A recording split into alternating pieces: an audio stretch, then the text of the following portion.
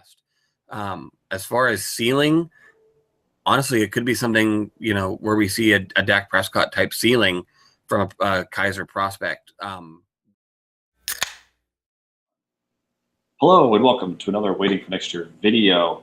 This week we're going to talk about everybody's favorite topic, Browns quarterbacks. And to do that, I have a wonderful guest with me this week, Joe Gerberry. Joe, how's it going? Good. How you doing, Jeff? Did you ever watch Nickelodeon Guts? Yes. When you were a kid?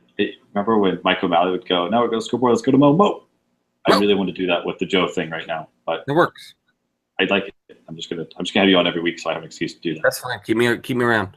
We'll just turn this into a Nickelodeon Guts only video series. Absolutely. I like We it. can eventually make Legends of the Hidden Temple, and it'll be great. Oh man, I couldn't think of that name earlier, and I just kept thinking of like Indiana Jones titles instead. So I thank you for that. I've been trying to come up with that. No problem. I guess we get to the topic: Browns quarterbacks. We've been in training camp now for a couple days. A couple guys are starting to shine. What are the quarterbacks showing at camp so far, and what do you think it means in terms of who could start the season under the center? As far as what they've been showing, they've been running Kaiser and Kessler out with the number ones. Osweiler's been starting out with the second team, which is pretty much what we all expected. I don't think they're going to rush Kaiser along, even though he has impressed in camp. I do think that they are going to run. They'll eventually come up with Kessler to start the season, but Kaiser has definitely impressed and done a lot better than what I think some of the fans and some of even the coaches were expecting of him. So let's say Kaiser does run with it as Browns seasons go. It's very rare that you only see one quarterback under center anyway. So let's say we get a glimpse of him this year. What do you expect, and what do you think his ceiling is on this team specifically? I think as far as expectations and ceiling, someone with Kaiser's arm strength, it really comes down to his accuracy and his supporting cast. With the additions to the offensive line this year, it really comes down to the skill positions on the outside. They signed Kenny Britt in the offseason. They drafted Njoku as a tight end. They're bringing Duke Johnson in to be the number one slot receiver. So that gives them a lot more weapons than we've seen some Browns teams have in the past.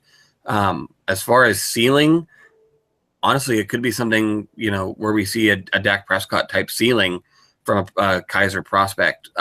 Whether or not we see that this year really just depends upon, to me, how he performs in training camp, whether or not they want to go with Kessler out the gate, and if something happens there.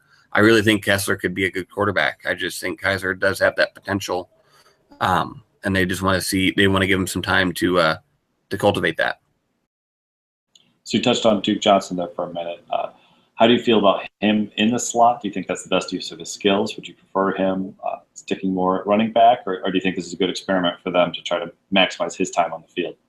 I think anytime you can get a player like Duke on the field, whether it be running back or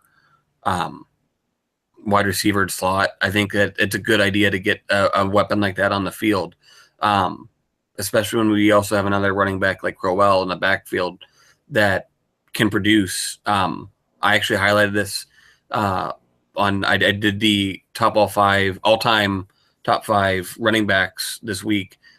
Duke Johnson's, or rather, Isaiah Crowell is actually 12th in franchise rushing, and is only a couple thousand yards behind guys that we all know is Mack and Biner, and so I mean he's been honestly one of a great running back for us, and having someone like him in the backfield allows you to get someone like Duke out on the edge, make him a weapon.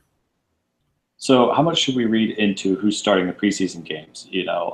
Not just game one, which I think everybody's really anticipating, but normally we think of the third preseason game as kind of the last real, dress rehearsal before the regular season. As far as the first one, whether or not, that carries over, even Hugh has come out today and said whoever starts the first preseason game is not guaranteed to start the regular season opener. As far as when we get further into training camp and further into things, we'll see more things and see more reps and more tendencies and things. But starting week one, preseason week one, it's kind of just a crapshoot. We're just gonna, we're happy to see football, and that's what we need to be happy with as Browns fans. All right, I think everybody's gonna be excited to see football. I think it's been a long off season. I think Browns fans are gonna be finally excited to see this team on the field and see some of these new additions. So Joe, thank you very much for joining me. This is actually part 1 of a 2-part series, so I'm going to have you come right back and talk about some other aspects of the Browns. So thank you very much, and keep a lookout for Joe's pieces on the Browns. He's previewing the entire roster before the season, as well as looking back at the best of the franchise history at each position. So Joe, thank you again for joining us. We'll see you next time here at Waiting for Next Year. All right, thanks, Jeff.